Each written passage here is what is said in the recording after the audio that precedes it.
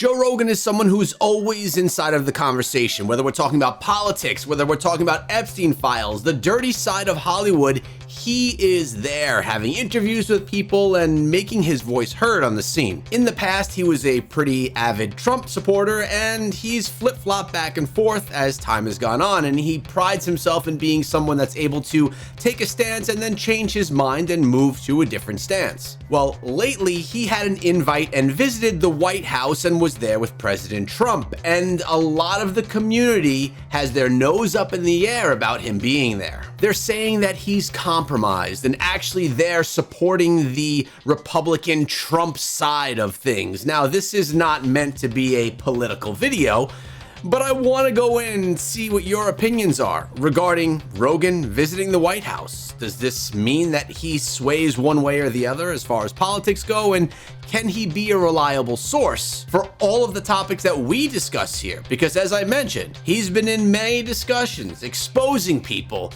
that were deeply in bed in the Epstein files. Let's dive in and get an opinion of our own. And thank you all for staying here with me today and subscribing to the channel. So you saw that thing that I had to do with the White House the other day? I did see it. Yeah. People are pissed. Who's pissed? I don't know. People online. What, because I was at the White House? Yeah, they're like, yo, Joe, you can't be at the fucking White House, Joe. You said you were fucking politically homeless. I am. Homeless. He joked about it. He called me a liberal during the whole thing. He's like, Joe, he's very liberal. We all respect Joe, and he's a little bit more liberal than...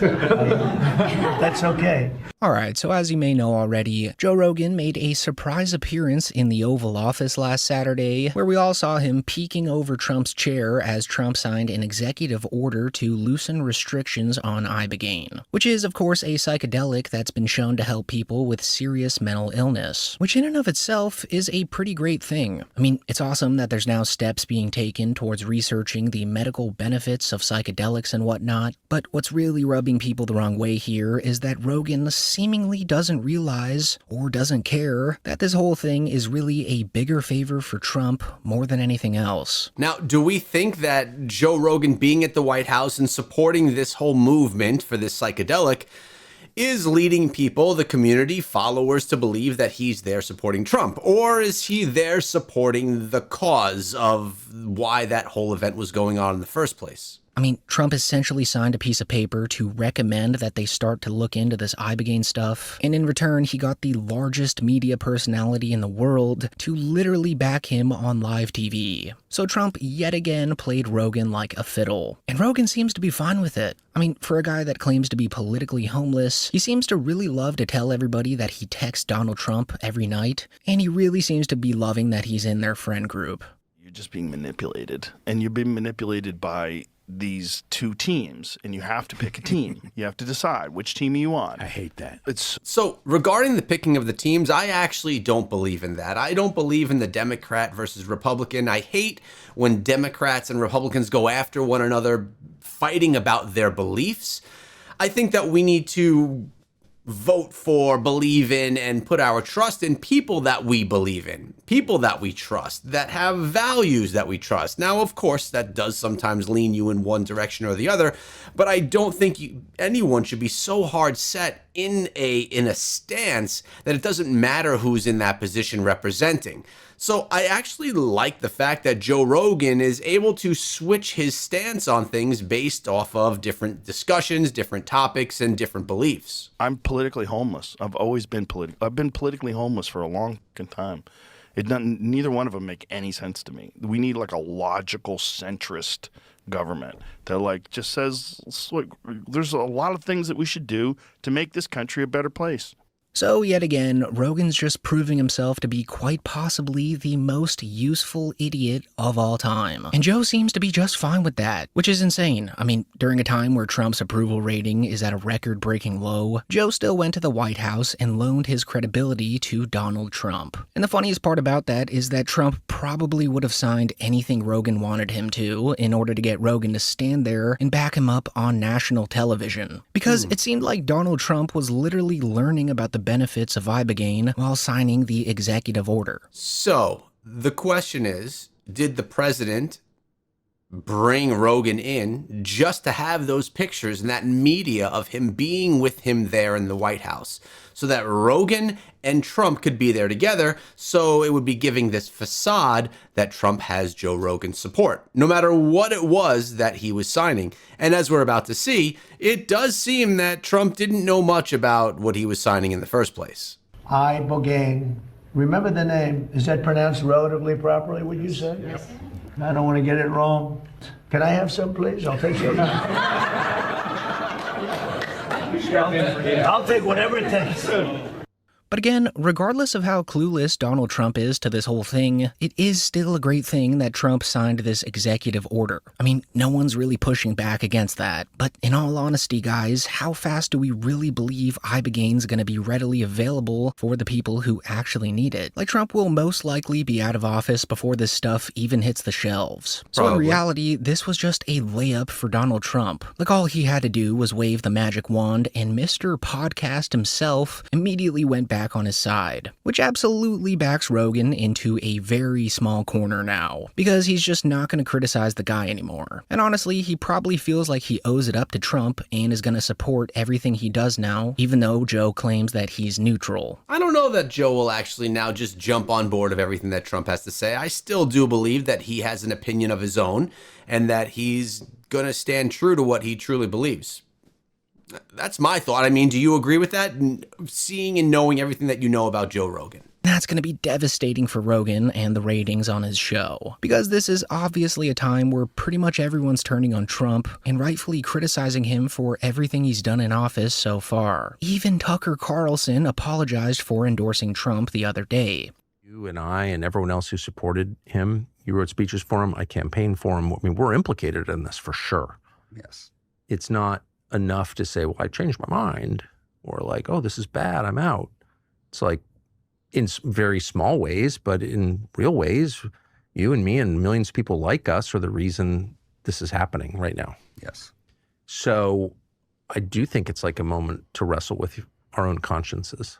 And apparently Theo Von was on his podcast the other day, getting real serious about where he stands on everything too. So all of Rogan's buddies are jumping ship, while at the same time Rogan's probably going to be doing a lot of shameless presidential meat riding from here on out. And the worst part about that is that Rogan's still maintaining that he's politically homeless. Even though if you listen to even a millisecond of his podcast, you'd quickly understand that he's been full-blown right-winged conspiracy theorist for quite some time now. So it's just laughable that he still thinks his audience believes that he's neutral.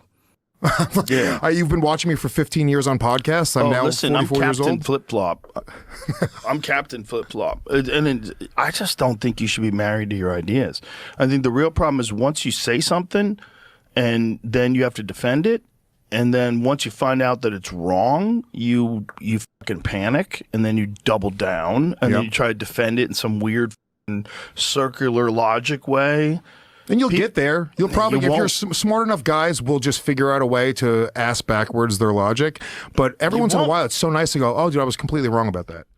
So Joe, after shining Trump's shoes for the world to see last Saturday, is still trying to play both sides. So American Redact is the voice that you're hearing in the background right here, and it's very clear that he is not a fan of Joe Rogan and that he's not a fan of the Republican Party itself. But what I'm trying to do here is actually see if Joe Rogan is implicated the way that they're claiming that he is. By the way, the full video is linked down below. I always source anything that I use in my videos. Now all of a sudden, he's Captain Flip-Flop and politically homeless. And so constantly during this episode, you can see him feeding Luis J. Gomez this copium-infused word salad about him flip-flopping politically, and how it's unfair that he's criticized for the words that he says on his podcasts, and how people hold him accountable for it. And of course, Luis just nods along to whatever Joe is babbling on about. Like Luis J. Gomez just brown-nosed Rogan to no end during this podcast, as he was strictly there to promote his live comedy festival, Skankfest. In this world, the world that you and I are in, we have conversations publicly, right? And that's something that a lot of people don't do. So if you have conversations publicly, then the whole world can essentially go, no, you're wrong. Yeah. You know, which is very valuable for being able to formulate opinions. Most people don't fucking have that, dude. Yeah. So most people, they just like, if they're wrong about something, they've said it publicly and shame people, you know, you better do this because of that and this, and they're wrong. Once they find out they're wrong, they fucking panic. and there's not much you can do about it. Like, you're just wrong. Yeah. And the only thing you could do, if you want to keep any credibility and says, this is what I thought, and this is why I thought it, but I don't think that anymore. And I was wrong. Yeah. I fucked that up. But this new information, I want you to have too. Yeah. Because this is why, I'm going to tell you why I thought what I thought and why it changed. And now what he's saying right here actually makes sense. At least it does to me. We all have opinions, and I could think about myself, for example. In life, my opinions have not always been so solidified in the cement that I don't change those opinions over time because of more information that I get.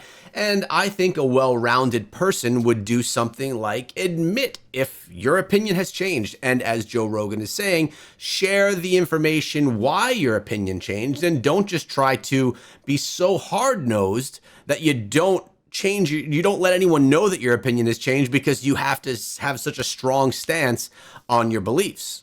I think all of us, our beliefs change over time as we grow, as we learn, and I think being transparent about that is actually pretty important. Yeah, I mean, You got to be able to do that. I think it's just a weird thing in society. People will not. They will. Well, people want to refuse. pretend they're smarter than they are. Yeah. That's the thing, man. Everybody wants to pretend they're fucking smarter than they are. We're all talking monkeys. Yeah, we're idiots. All of us. Yeah. Every fucking person alive is a talking monkey.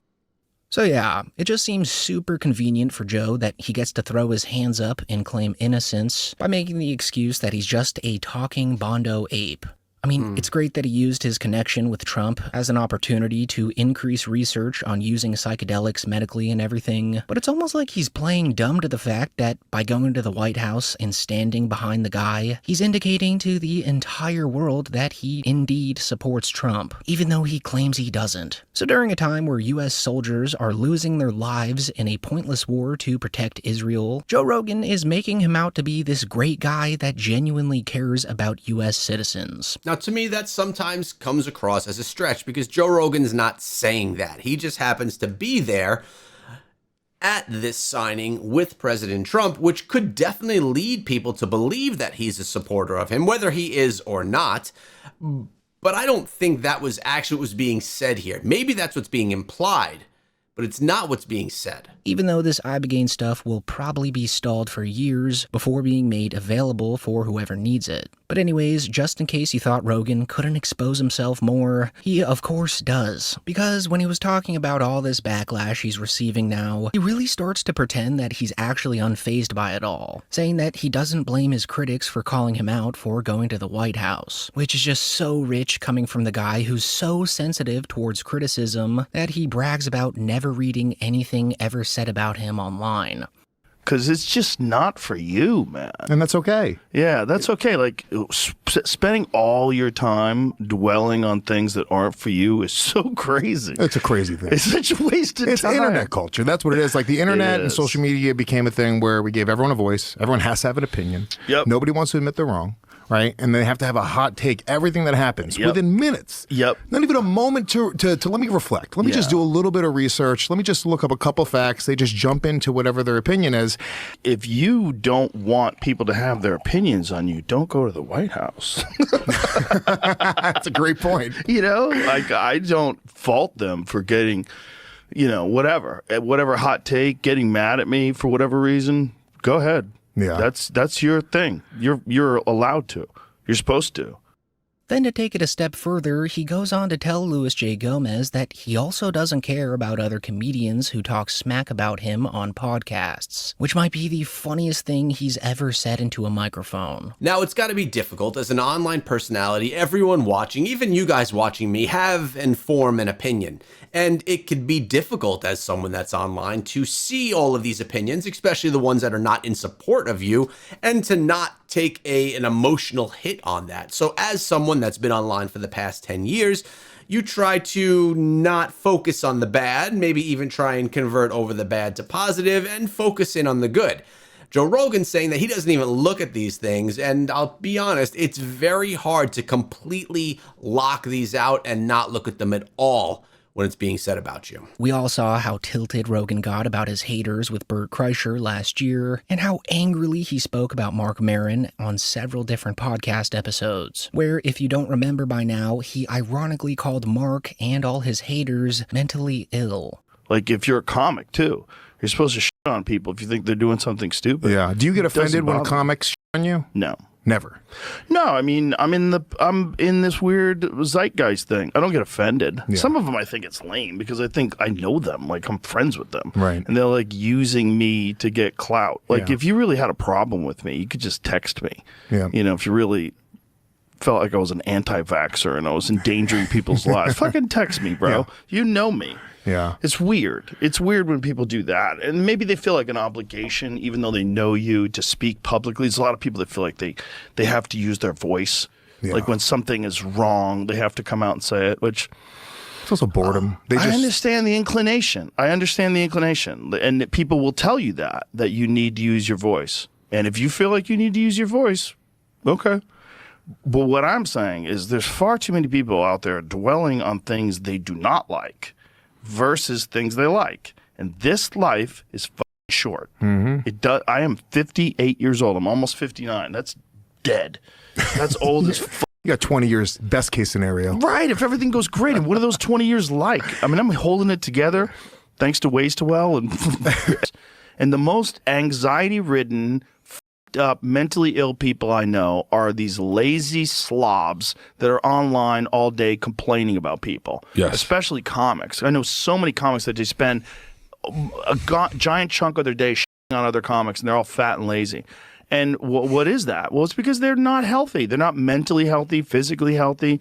And so they're completely obsessed with other things, external things. You know, for a guy who just nudged Donald Trump to sign an executive order to help battle mental illness, he sure does use that term in a pretty negative context. Like he just throws it around pretty willy-nilly all the time. I don't know, man. We got to get you off those antidepressants, son. You're losing your fucking marbles. You think I am? Come hang out with us. Just chill out. I'm here. Just chill out at the mothership tonight. I do have to pee in a little while, but... Another pretty ironic part about this whole Ibogaine thing is that, in my opinion, I feel like Rogan and Trump would stand to benefit greatly from trying that stuff out. I mean, if it's as effective as Rogan's saying it is, I feel like he should just be one of the first test dummies to really take the shaman's dosage of that substance, as he'd probably realize everything he's been doing wrong lately. Like, a lot of people say that Joe Rogan used to be way more chill back when he did DMT, as it made him realize that he takes himself way too seriously. But nowadays, he's obviously deathly scared to try it again because he knows that he'll have to face the dark reality of what he's become. So just take a listen to the way Rogan describes the effects of Ibogaine and try to tell me that he's not the perfect candidate for the hero dose. The other thing, the big conspiracy theory is that Trump is mad at you and he came up to the UFC and he was talking to you? No, it was the opposite. That video came out and it was like, look, Trump's fucking Joe Rogan getting embarrassed by Trump at the fucking UFC event. It was literally the opposite. I texted him on Friday about Ibogaine, and I was telling him how there's that's all a these that's vets. a hallucinogen? This is the one the vets use. Yeah. So it's supposed to be a horrible experience. You shit yourself, you throw up, and you have this like very weird experience where it goes over your entire life and shows you like in every detail why you're like this and why you do this and what you're, and sounds it also terrible. So yeah, even though Rogan swears down that he's politically homeless, more and more it seems that the only thing that's homeless is his brain. I think one thing that I could say is it's very difficult to really judge someone until you're in their mind. Like, why was Joe Rogan at the White House? Most likely he was there because he really wanted to get this substance moving into the public so that it could actually be used in the future. And to do that, he needed Trump's signature. Was he being used? Was this all a ploy by the White House to get him and Trump together so that everyone can say that Joe Rogan is a supporter of Trump? Possibly. Was he manipulated into that position? Possibly. But at the end of the day, I think he was just a guy who was trying to get something that he believed in to start taking action. Now, can we trust him when he's giving us details of all these other things, when we're looking into Epstein files, when we're looking into evil people, into Hollywood?